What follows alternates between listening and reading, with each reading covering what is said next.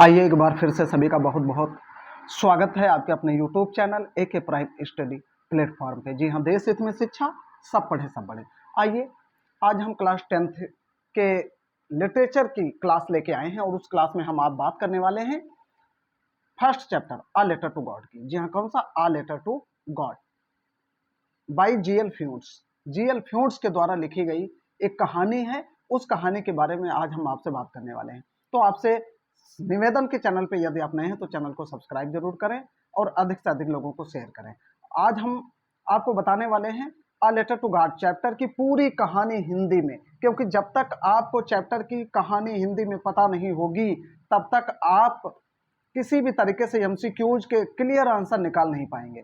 तो एमसीक्यूज के clear answer निकालने के लिए आपको पूरी कहानी हिंदी में जान लेना अति आवश्यक है, बहुत महत्वपूर्ण है। तो चूंकि हम इसके एमसीक्यूज करा चुके हैं, ठीक है, इस चैप्टर के बारे में थोड़ा बहुत आपको पहले भी बता चुके हैं, लेकिन बहुत सारे कमेंट्स आए और लोगों ने फ़ोन भी किया हमको कि सर आप जो है इसकी पूरी कहानी एक बार हिंदी में समझा दीजिए। तो आज हम आपके लिए लेके आ गए हैं a letter to God chapter की पूरी कहानी हिंदी में, क्लास 10th की लिटरेचर की, ठीक है। और लिटरेचर ग्रामर दोनों हम आपको विधिवत तैयारी कराने वाले हैं। तो चलिए बिना स्किप किए वीडियो को पूरा जरूर देखें, तभी तो कहानी समझ में आएगी। आप थोड़ा सा देखेंगे, मिस कर देंगे तो कहानी पूरी समझ में नहीं आएगी। पूरी कहानी समझने के लिए आपको पूरा वीडियो देखना पड़ेगा। तो चलिए शुरू करते हैं। A letter to God GL Fuentes के द्वारा लिखी गई ये कहानी है। जो अब इसमें क्या दिखाया गया है, इस कहानी में भगवान में लेंचो के नाम के एक गरीब और सरल दिमाग वाले किसान के दृढ़ विश्वास को दिखाया गया है, ठीक है, दृढ़ विश्वास को दिखाया गया है। लेंचो एक गरीब मगर फिर भी एक समर्पित किसान था। कहानी समझते चलिए, कहानी शुरू कर दी है, ठीक है। उसे अच्छी फसल की उम्मीद थी। वो सोचता था, फसल को देखता था, बहुत प्रसन्न होता था, उसे उम्मीद थी कि इस बार बहुत अच्छी फसल उगने वाली है, ठीक है। मगर फिर क्या हुआ, उसकी निराशा के लिए एक ओलावृष्टि अचानक से आई।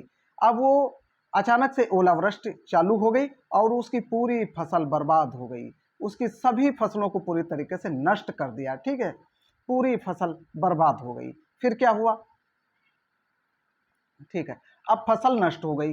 फसल नष्ट होने के बाद उसके पास क्या था, नुकसान बहुत हुआ, ठीक है। नुकसान देखकर बेचारा किसान बुरी तरह सहम गया और काफी दुखी हो गया।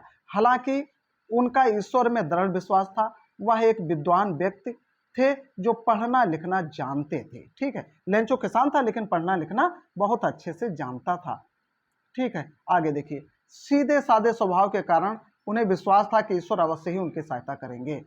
वो जानते थे कि ईश्वर मदद करेंगे, वो श्योर था, ठीक है, विश्वास था उसको। इस प्रकार उन्होंने अपनी वित्तीय चिंताओं को संबोधित करते हुए भगवान को क्या किया, भगवान को एक पत्र का मसौदा तैयार करने का फैसला किया, ठीक है। अब आगे देखिए, फिर क्या हुआ, मसौदा तैयार कर लिया गया, ठीक है। वो मसौदे में क्या तैयार किया गया कि किस तरीके से ईश्वर को पत्र लिखना है। इस पत्र में उन्होंने ईश्वर से अनुरोध किया कि वह अपने खेतों को फिर से बोने और अपने परिवार को भुखमरी से बचाने के लिए उन्हें 100 पीसों, ठीक है, कितने पीसों, 100 पीसों की आवश्यकता है और भेज दें उसको। फिर जल्द ही उसने एक पत्र लिखा और डाकघर चला गया, ठीक है।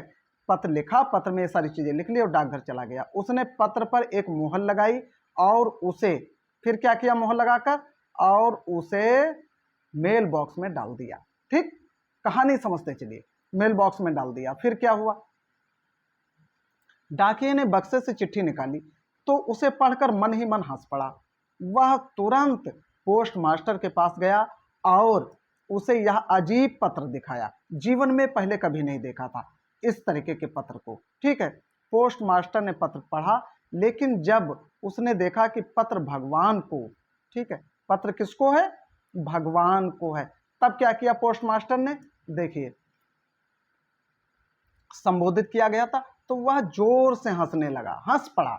हालांकि वह किसान के उस विश्वास से भी हिल गया था जिसके साथ भगवान को यह पत्र लिखा गया था, ठीक है। वह हंस पड़ा लेकिन तुरंत सीरियस हो गया कि यार ये पत्र, कितना दृढ़ विश्वास है किसान का ईश्वर पर। आगे देखिए, फिर क्या हुआ,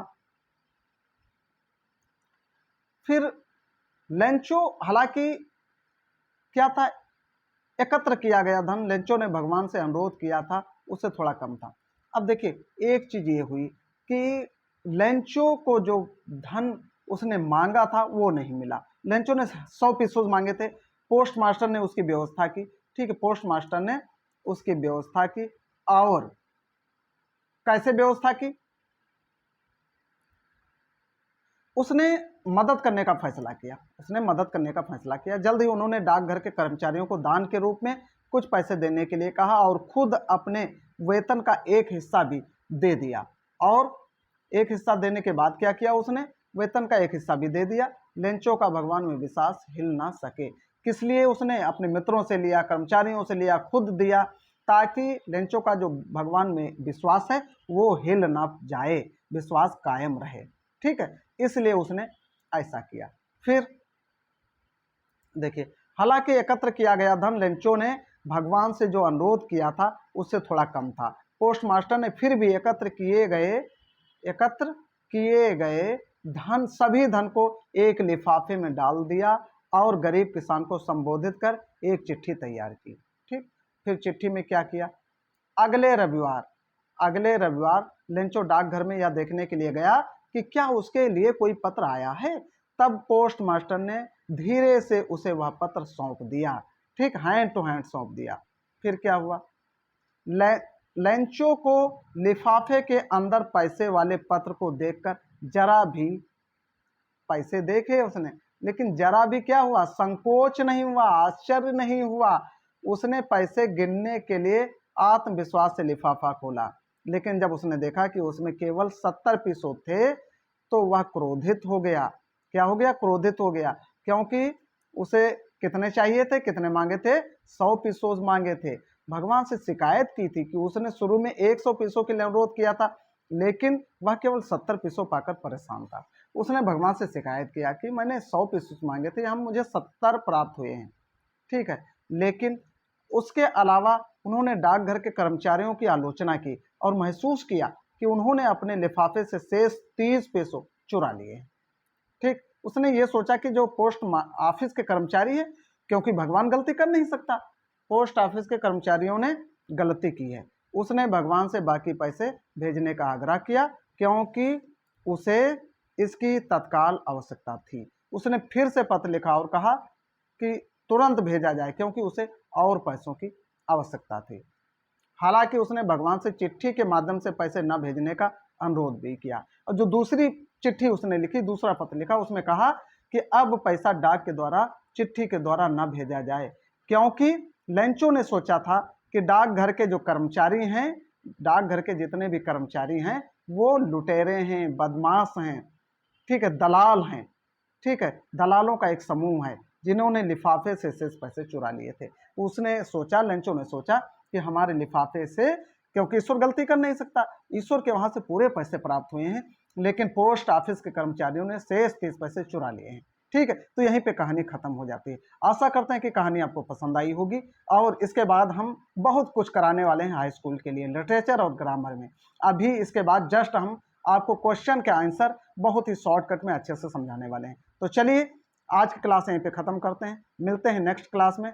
तब तक के लिए धन्यवाद, थैंक्स फॉर